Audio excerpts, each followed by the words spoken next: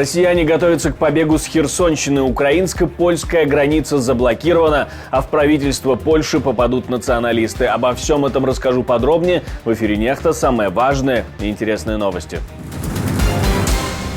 Россия переносит всю судостроительную инфраструктуру и военные базы подальше от украинских ракет, что задержит поставку новых судов.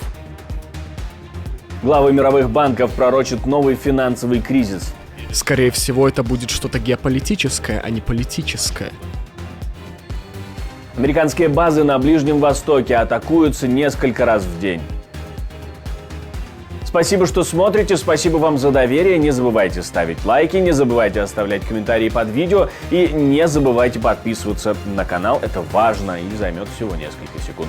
Поехали. Россияне минируют критическую инфраструктуру на Херсонщине. Об этом в своем телеграм пишет украинская разведка.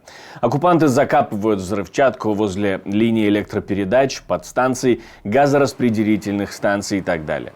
Соответствующие действия оккупантов свидетельствуют об их вероятном намерении уничтожить элементы критической инфраструктуры, когда придется отступать. Вместе с информацией о подготовке оборонительных укреплений на севере оккупированного Крыма все это выглядит действительно так, будто бы оккупанты, по крайней мере, готовят к себе пути к отступлению. Вместе с тем, колонны техники фиксируют во время движения из Мариуполя в сторону Токмака. Это уже запорожское направление. Советник мэра говорит, что из Мариуполя в Приазовск выехало около 20 грузовиков с боекомплектом. А это подтверждает намерение россиян укрепить запорожское направление и, по меньшей мере, улучшить там оборону. Скорее, это те, о которых сообщали на прошлой неделе. То есть имеем подтверждение гипотезы подкрепления в направлении Токмака, но через Бердянский район и Приморское. Теперь Россия вынуждена переносить и судостроительную инфраструктуру с оккупированных территорий, пишет британская Минобороны в очередном отчете.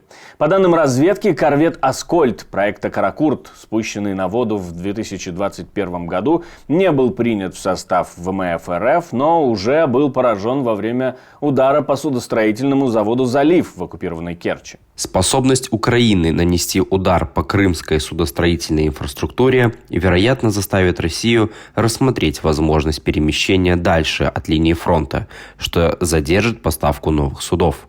Аналитики издания Defense Express пишут, что корабль теперь восстановлению не подлежит. И Украина является первой в истории, кто уничтожил ракетный корабль врага, который еще даже не вышел с завода и не был введен в строй, пишут авторы издания. Тем не менее, мы уже слышали о желании России построить военно-морскую базу в оккупированной Абхазии, но дела пошли еще дальше. Теперь Кремль ведет переговоры с руководством Ливии о строительстве военной базы на территории страны и о размещении в порту города Тобрук на побережье Средиземного моря своих кораблей. Об этом пишет Bloomberg. К тому же россияне могут забрать несколько авиабаз на территории Ливии, на которых раньше размещался ЧВК «Вагнер». Польские перевозчики будут блокировать границу с Украиной до 3 декабря. Сейчас они блокируют 3 пропускных пункта. Грузовой транспорт пропускает по одной машине в час, а легковые авто пропускаются вроде без проблем. Но движение в пропускных пунктах все равно усложнено. В Украинском министерстве инфраструктуры пишут в Facebook, что готовы к конструктивному диалогу, хоть никаких требований и не выдвигалось. Но из соцсетей и медиа среди требований мы нашли такие: возврат к системе разрешений на грузовые перевозки, отмена транспортного безвиза, отдельные полосы и отдельные очереди для грузовиков с номерами ЕС и пустых, ну и доступ к системе «Путь». Американские базы на Ближнем Востоке были атакованы уже почти 40 раз с 18 октября. Исламское сопротивление заявляет о том, что в среднем в Ираке и Сирии атакуют американские базы от 1 до 3 раз в день. Они даже публикуют видео запуска ракет по базам в Ираке и международному аэропорту там. На видео ракета похожа на иранскую «Фатех-313». Также впервые замечена ракета «Аль-Акса-1», тоже иранская. Главы Хамас живут в роскоши. Несколько сотен жителей Газы – долларовые миллионеры. Об этом пишет издание Bild. Лидеры Хамас живут на роскошных виллах, хвастаются в соцсетях лимузинами и останавливаются в самых дорогих отелях, пишут авторы статьи. Действительно, есть внешнее руководство, есть внутреннее, которое находится в Газе, и есть военное крыло Хамас. Так вот, внешнее руководство, было бы не совсем нечестно сказать, что они живут в хороших условиях. Кто-то из них живет в Дохе. Никто это не отрицает, это все правда.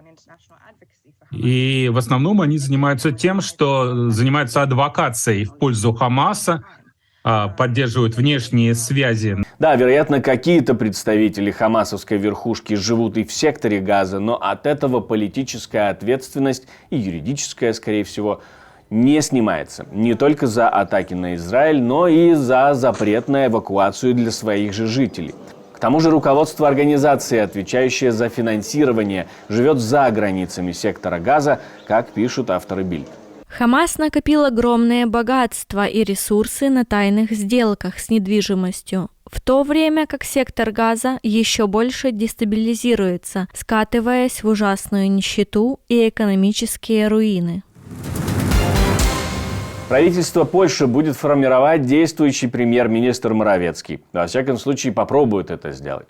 Президент Польши Анджей Дуда поручил ему сформировать правительство. Технически партия Дуды и Моровецкого победила на выборах, но коалицию сформировать сможет вряд ли.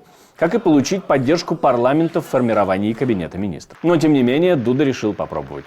Кроме того, вероятно, можно выполнить свои предвыборные обещания другим партиям по квотам в Кабмине. По спокойной анализе и przeprowadzonych консультациях. После спокойного анализа и консультаций я решил возложить миссию по формированию правительства на премьер-министра Матеуша Моровецкого. Таким образом, я решил продолжить добрую парламентскую традицию, согласно которой победившая партия первой получает возможность создать правительство, как я и обещал во время избирательной кампании, и как это всегда было с момента принятия действующей польской конституции. Именно в конституции точно прописаны дальнейшие шаги по назначению правительства. Если представителю права и справедливости не удастся сформировать правительство, то на следующем этапе Сейм, нижняя палата польского парламента, выберет следующего кандидата на пост премьер-министра, и я немедленно назначу его. При этом будут соблюдены все конституционные правила и сроки. Главы ведущих мировых банков обеспокоены растущей вероятностью финансового кризиса из-за политической нестабильности в мире. Валютно-кредитное управление Гонконга организовало инвестиционный саммит глобальных финансовых лидеров. На нем как раз и звучали подобные пугающие прогнозы. К примеру, главный исполнительный директор Морган Стэнли Джеймс Горман говорит, что следующий финансовый кризис будет как раз и спровоцирован геополитикой. Генеральный директор Deutsche Bank говорит, что рынки в целом устойчивы, но все может быстро поменяться. Мой самый большой страх заключается в том, что еще одна геополитическая эскалация, и это может произойти довольно быстро. И рынки в какой-то момент фактически потеряют спокойствие, и тогда на рынке произойдет событие. Комментарии звучат на фоне затягивающихся войн и политическом напряжении между Китаем и США. Даже несмотря на будущую встречу двух лидеров, отношения остаются не самыми лучшими. Скорее всего, это будет что-то геополитическое, а не политическое. Я имею в виду, что проблемы с демократией в некоторых странах мира достаточно очевидны.